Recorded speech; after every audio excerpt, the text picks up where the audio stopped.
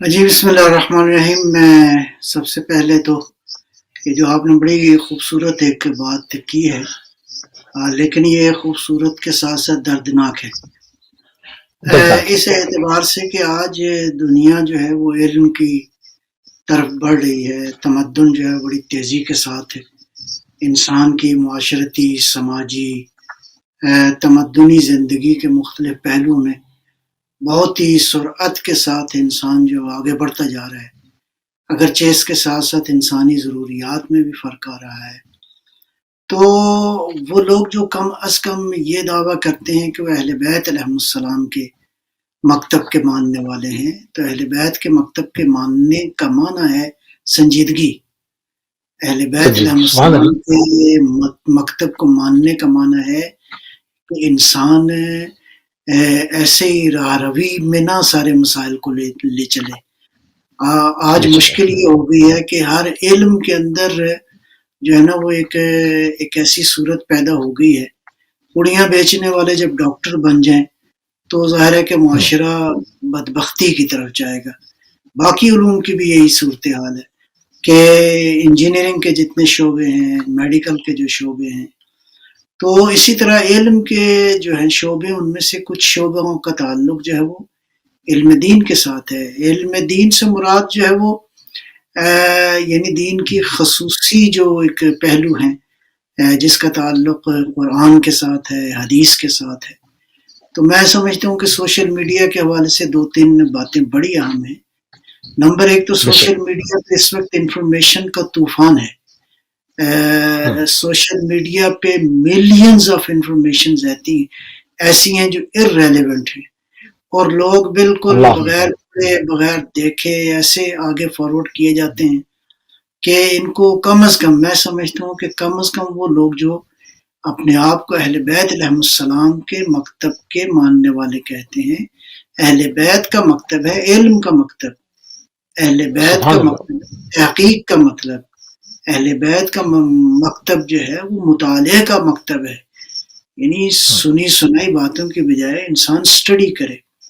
لہٰذا صحیح کریں، نتیجتاً یہ صحیح۔ ہے کہ یہ حدیث کے حوالے سے بہت ساری خرابیاں جو ہیں، نمبر ایک تو ریفرنس نہیں موجود ہوتا، دوسرا یہ ہوتا ہے کہ کوئی پتہ نہیں ہوتا موضوع کیا ہے، اور بعض اوقات ایسا بھی محسوس ہوتا ہے کہ کلام لکھنے والے کا اپنا ہے اور ساتھ جو امام کا نام جو لکھا ہوا ہے، یہ تہمت ہے، یہ گناہ کبیرہ ہے، معصوم سے کسی بات کی نسبت دینا جو آپ کنفرم نہیں ہے کہ وہ معصوم کا کلام ہے یا نہیں۔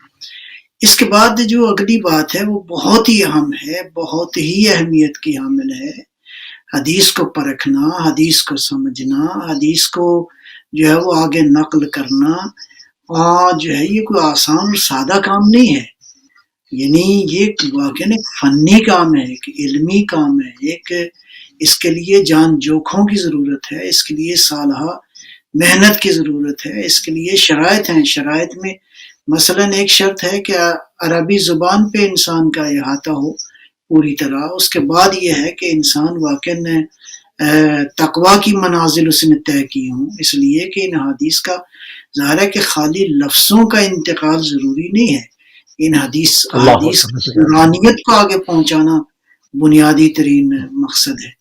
اب یہ ہے کہ مقصد ظاہر ہے ہے کہ اس کو۔ ڈائریکٹ امام تک، معصوم تک تو ہم میں سے کسی کی رسائی نہیں ہے کہ آج ہم معصوم کے دور میں مطلب اس انداز سے ہیں کہ کوئی معصوم سے ڈائریکٹ کلام سنے تو وہ تو ظاہر ہے اس کے لیے حجت ہے۔ ابھی یہ حدیث بھی صورتحال یہ ہے کہ کئی واسطوں سے نقل ہوئی ہے، لہٰذا ان حدیث کے اندر صحیح حدیث ہیں، ان حدیث کے اندر اسرائیلیات کا ایک پہلو ہے، ان حدیث کے اندر تعارض کی بحث ہے، ان حدیث کے اندر علم رجال کی بحث ہے، ان حدیث کے اندر فقہ الحدیث کے حوالے سے بہت ساری باتیں ہیں۔ ان حدیث کو پرکھنے کے لیے یعنی علم، تقوی، بصیرت اور یہ ساری چیزیں یہ ساتھ ساتھ شامل ہیں۔ پھر یہ ہے کہ ان حدیث کو سمجھنے کے لیے یہ سارے علوم چاہیے۔ آج تعادل و تراجی کی بحث ہے کہ دو حدیث جو ہیں اگر ان میں تعارض پایا جاتا ہے تو ان کو کیسے جو ہے اس سے ہم معنی کو اخذ کر لیں۔ لہٰذا میں کلی طور پہ خلاصہ اس کا یہ ہے کہ خود حدیث کا ہونا اس بات کی دلیل نہیں ہے کہ یہ حدیث درست ہے. اس کے لیے ظاہر ہے کہ علماء محققین نے جو زحمتیں کی ہیں، لہٰذا یہ کافی نہیں ہے کہ حتیٰ آپ ریفرنس بھی لکھ دیں تو بھی کافی نہیں ہے. لہٰذا یہ علماء سے سمجھنے کی ضرورت ہے کہ یہ حدیث ہم اس انداز سے ہم تک پہنچی ہے، آیا یہ حدیث اس قابل ہے کہ ہم اس سے کوئی، میرا مطلب زندگی میں ہم فائدہ. کچھ حدیث تو ہیں جو ہم مطلب ایسی ہیں جن میں کوئی بحث نہیں ہے، یعنی لیکن یہ ہے کہ حدیث کا ایک بہت بڑا حصہ ایسا ہے جس کے لیے تحقیق چاہیے، جس کے لیے ابھی بعض اوقات ایسا بھی ہوتا ہے حدیث لوگ بس بیان کر دیتے ہیں اور نہیں دیکھتے کہ اس حدیث کی حقیقت کیا ہے، یہ صحیح ہے، یہ درست ہے، یہ حدیث ضعیف ہے، یہ حدیث متواتر ہے. کہ دیکھیں حدیث جو ہم تک آئی ہے، ایک جو حدیث کو لینے کا انداز ہے کہ یہ حدیث کس انداز سے صحیح ہے، اس میں سند کا معاملہ ہے.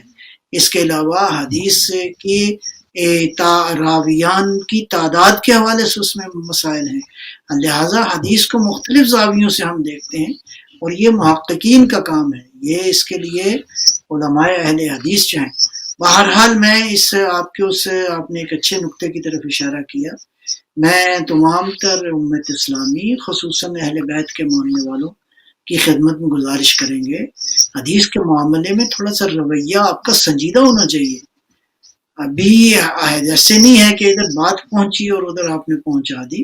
ان حدیث کو صحیح منبع سے مطلب ہے لینے کی ضرورت ہے.